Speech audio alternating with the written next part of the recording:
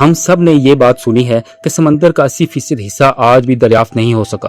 آج بھی انسان اس کی گہرائیوں کو پوری طرح نہیں جان سکا۔ یہ بھی کہا جاتا ہے کہ ہم مریخ کی سطح کے بارے میں اپنے ہی سمندر کی تہ سے زیادہ جانتے ہیں، لیکن اصل سوال یہ ہے کہ کیا ہم اس خشکی کو بھی جانتے ہیں جس پر ہم خود موجود ہیں؟ کیونکہ اسی زمین پر ایسی چیزیں بکھری پڑی ہیں جو شاید یہاں ہونی ہی نہیں چاہیے، ایسی قدرتی نشانیاں جو لکھی ہوئی تاریخ سے بھی پہلے کی ہیں، ایسی تعمیرات جنہیں جدید مشینیں بھی شاید نہ بنا سکیں، ایسے اوزار جو ان لوگوں نے بنائے جو نہ دھات کا علم جانتے تھے اور نہ ہی لکھنا۔ اور سب سے حیران کن بات یہ ہے کہ یہ چیزیں صرف کہانیاں نہیں، یہ حقیقت ہے، یہ موجود ہیں، انہیں دیکھا جا سکتا ہے، چھوا جا سکتا ہے، لیکن ان کا مقصد کیا تھا، انہیں کس نے بنایا اور وہ یہاں کیوں ہیں؟ یہی وہ سوالات ہیں جن کا جواب جدید سائنس آج تک نہیں دے سکی، اور یہ کوئی افسانہ نہیں، جو کچھ آپ سننے جا رہے ہیں وہ سب حقیقت ہے۔ ییل یونیورسٹی کی ایک خاموش لائبریری میں بند شیشے کے پیچھے ایک ایسی کتاب رکھی ہے جس نے دنیا کے ذہین ترین دماغوں کو بھی الجھا کر رکھ دیا۔ اسے وائنیج مسودہ کہا جاتا ہے۔ یہ 20ویں صدی کے آغاز میں دریافت ہوا۔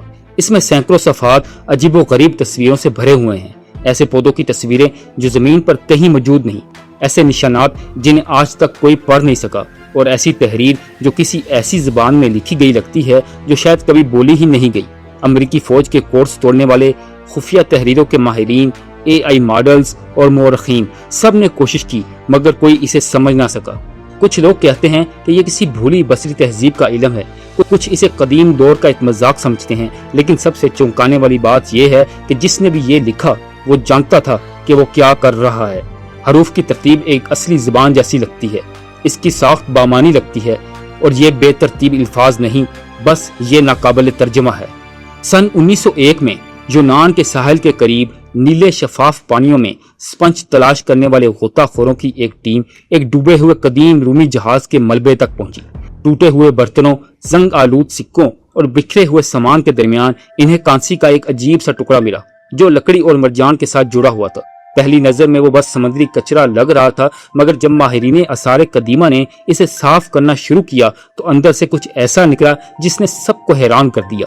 اس کے اندر گیئرز تھے، اصلی گیئرز، نہایت باریک، ایک دوسرے سے جڑے ہوئے، مکمل درستگی سے تراشے گئے۔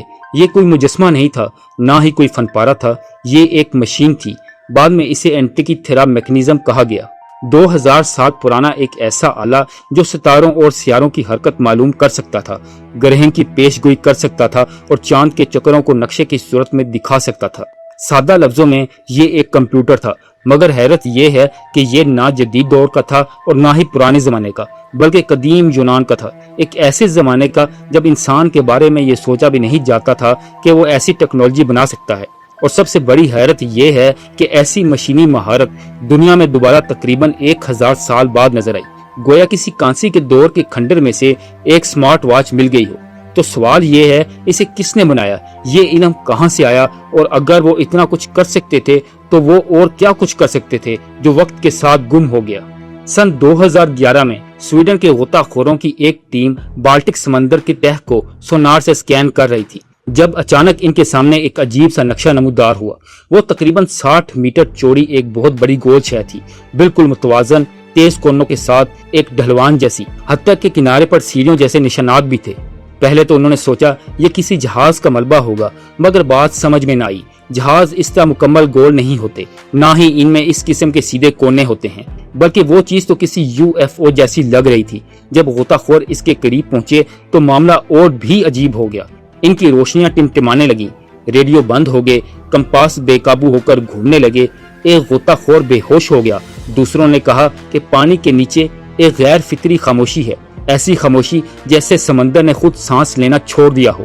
ماہرین نے اسے قدرتی چٹان قرار دے کر بات ختم کرنے کی کوشش کی، مگر مسئلہ یہ ہے کہ کوئی عام چٹان الیکٹرانک آلات کو اس طرح متاثر نہیں کرتی، اور نہ ہی خود بخود عام طور پر ایسی صاف بنتی ہے۔ آج بھی وہ چیز سمندر کی تہ میں موجود ہے، بغیر کسی وجہ کے، جسے کسی نے نہیں چھیڑا، اور شاید جو خاموشی سے سب کچھ دیکھ رہی ہے۔ پیرو کے انڈیز پہاڑوں کی بلندیوں میں قدیم شہر کسکو کے قریب ایک ایسی دیوار کھڑی ہے جس جیسی شاید دنیا میں اور کوئی نہ ہو۔ نہ یہ بہت اونچی ہے اور نہ ہی بہت سیدھی، مگر اس کی کاریگری ایسی ہے کہ اس کا وجود ہی ناقابل یقین لگتا ہے۔ یہ دیوار بہت بڑے بڑے پتھروں سے بنی ہے، کچھ پتھر گاڑی جتنے بڑے ہیں اور کچھ کا وزن ایک جہاز سے بھی زیادہ ہے۔ مگر حیرت کی بات یہ ہے کہ یہ پتھر ایک دوسرے کے ساتھ اس قدر جڑے ہوئے ہیں کہ ان کے درمیان کوئی چیز نہیں جا سکتی، نہ گارا نہ سیمنٹ، صرف مضبوط چٹانیں جو کسی 3D پزل کے ٹکڑوں کی طرح ایک دوسرے کے ساتھ جڑے ہوئے ہیں۔ اس میں موڑ بھی ہیں، کونے بھی اور مشکل اینگلز بھی۔ اور وہ بات جو ماہرین آثار قدیمہ کو خاموش کر دیتی ہے وہ یہ ہے کہ یہ سب انکا تہذیب نے بنایا تھا، ایک ایسی قدیم قوم جس کے پاس نہ لوہے کے اوزار تھے، نہ پہیا اور نہ ہی تحریری زبان۔ انہیں تو پتھر کے دور کے لوگ سمجھا جاتا تھا، مگر یہ دیوار مستقبل کی کسی انجینئرنگ جیسا دکھتی ہے۔ اس نے صدیوں کے خطرناک زلزلے جھیلے، وہ زلزلے جنہوں نے آس پاس کی عمارتوں کو ملبے میں بدل دیا، مگر یہ دیوار نہ ٹوٹی، نہ ہلی اور نہ ہی اس میں درار آئی۔ آج کے انجینئرز جب ایسی ایکوریسی پیدا کرنے کی کوشش کرتے ہیں تو انہیں کرینے، لیزرز اور کمپیوٹر ماڈلز درکار ہوتے ہیں، مگر یہ پتھر صرف پتھریلے ہتھوڑوں سے تراشے گئے اور ہاتھوں سے اٹھا کر جوڑے گئے۔ کیسے کوئی نہیں جانتا اور نہ ہی اس کا کوئی جواب ہے۔ اور کچھ لوگوں کا خیال ہے کہ یہ صرف انجینئرنگ نہیں تھی بلکہ ایسا علم تھا جو کسی بہت زیادہ ترقی یافتہ ذریعے سے ملا تھا۔ مشرقی سائبیریا کے دور دراز کے جنگلات میں ایک عجیب سی پہاڑی موجود ہے، ایسی جگہ جہاں کوئی جانور بھی جانے کی ہمت نہیں کرتا۔ مقامی لوگ اسے فائر ایگلز نیسٹ کہتے ہیں۔ یہ ایک بہت بڑا کون کی شکل کا ٹیلا ہے، 130 فٹ سے بھی زیادہ اونچا اور مکمل طور پر پتھر سے بنا ہوا۔ اس کے اوپر ایک ہموار گنبد نما پتھر موجود ہے جو اتنا عجیب ہے کہ قدرتی کم اور مصنوعی زیادہ لگتا ہے۔ اس کے آس پاس کی زمین جلی ہوئی ہے، کچلا ہوا چونا بکھرا پڑا ہے جیسے وہاں کبھی کوئی زبردست دھماکہ ہوا ہو۔ مگر حیرت کی بات یہ ہے کہ وہاں نہ کوئی آتش فشاں ہے، نہ کسی شاب ثاقب کے ٹکرانے کا نشان، نہ کوئی خاص جغرافیائی وجہ کہ یہ چیز وہاں کیوں موجود ہے۔ اس سے بھی زیادہ پریشان کن چیزیں وہ ہیں جو اس کے قریب ہوتی ہیں۔ کمپاس بے تحاشا گھومتے ہیں، GPS سگنل غائب ہو جاتے ہیں، درخت عجیب و غریب اور ٹیڑے میڑے انداز میں اگتے ہیں، پرندے وہاں گھونسلہ نہیں بناتے اور جانور اس علاقے سے گزرنے سے بھی کتراتے ہیں، جیسے ہر جاندار کو پتا ہو کہ اس جگہ سے دور رہنا ہے۔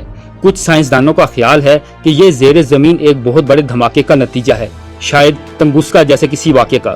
کچھ دوسرے کہتے ہیں کہ یہ قدرتی نہیں، شاید انسانوں کو بنایا ہوا ہو، اور کچھ اس سے بھی آگے جا کر کہتے ہیں کہ یہ انسانوں کا نہیں مگر پھر بھی مصنوعی ہے۔ کئی بار اس کی تحقیق کی کوشش کی گئی مگر ہر بار کچھ نہ کچھ غلط ہوا، کبھی آلات خراب ہو گئے، کبھی ڈرل مشینیں ٹوٹ گئیں، اور بعض لوگوں نے کہا کہ انہیں جسمانی طور پر بیماری محسوس ہوئی، جیسے وہ جگہ انہیں خود سے دور کر رہی ہو۔ کچھ مقامی لوگ کہتے ہیں کہ یہ جگہ منحوس ہے، کچھ کا یقین ہے کہ اس کے نیچے کچھ دفن ہے، کچھ ایسا جو انسان کو کبھی نہیں ملنا چاہیے تھا، اور شاید کچھ ایسا جو آج بھی زندہ ہو۔ چین کے مغربی صحراؤں میں ایک پرانے خشک نمکین جھیل کے کنارے ایک ایسا پہاڑ موجود ہے جس نے سائنسدانوں کو مکمل طور پر حیران کر دیا۔ اس کی پتھریلی زمین سے دھاتی پائپ نکلتے دکھائی دیتے ہیں۔ یہ بکھرا ہوا ملبہ نہیں بلکہ حقیقی پائپ ہیں جو چٹان کے اندر گہرائی تک پیوست ہیں، کچھ پہاڑ کے اندر جاتے ہیں اور کچھ سیدھے نیچے جھیل کی تہ میں، جیسے ان کا تعلق کسی ایسی چیز سے ہو جو بہت نیچے دفن ہے۔ جب ان پائپس کی جانچ کی گئی تو نتائج چونکا دینے والے تھے۔ ان پائپس کی عمر 1.5 لاکھ سال سے زیادہ بتائی گئی، یعنی اس وقت کی جب انسانوں کے پاس نہ شہر تھے، نہ باقاعدہ اوزار اور نہ ہی زراعت۔ ہماری موجودہ معلومات کے مطابق اس دور میں کسی ترقی یافتہ ٹیکنالوجی کا وجود ہی نہیں تھا، مگر یہ پائپ واضح طور پر مقصد کے تحت بنائے گئے محسوس ہوتے ہیں۔ کچھ پائپ صاف ستھرے ٹیل نما جوڑوں سے جڑے ہیں، کچھ شاخدار جال کی طرح ہیں جیسے کوئی جدید پلمبنگ سسٹم ہو، حتیٰ کہ ان کی دھات بھی غیر معمولی ہے۔ یہ کئی دھاتوں کے ایسے مرکب سے بنے ہوئے ہیں جو قدرتی طور پر اس شکل میں وجود میں نہیں آتا، اور کچھ حصے ایسے دکھتے ہیں جیسے انہیں جوڑ کر ویلڈ کیا گیا ہو، جبکہ اس زمانے میں ایسا ہونا ناممکن سمجھا جاتا ہے۔ بعد میں چینی حکومت نے ماہرین بھیجے، ان کی وضاحت یہ تھی کہ یہ دراصل درختوں کی جڑیں تھیں جنہوں نے وقت کے ساتھ دھات جذب کر لی، مگر یہ بات زیادہ وزن نہیں رکھتی۔ کسی بھی درخت کی جڑیں اس طرح کے مکمل گول پائپ نہیں بناتی، وہ مشینوں کی طرح ایک دوسرے سے نہیں جڑتی اور نہ ہی وہ ویلڈ ہوتی ہیں۔ تو اصل سوال پھر بھی وہی ہے، یہ کس نے بنایا اور کیوں بنایا؟ اور تہذیب کے وجود میں آنے سے ہزاروں سال پہلے دنیا کے اس سنسان کونے میں یہ سب کیوں موجود تھا؟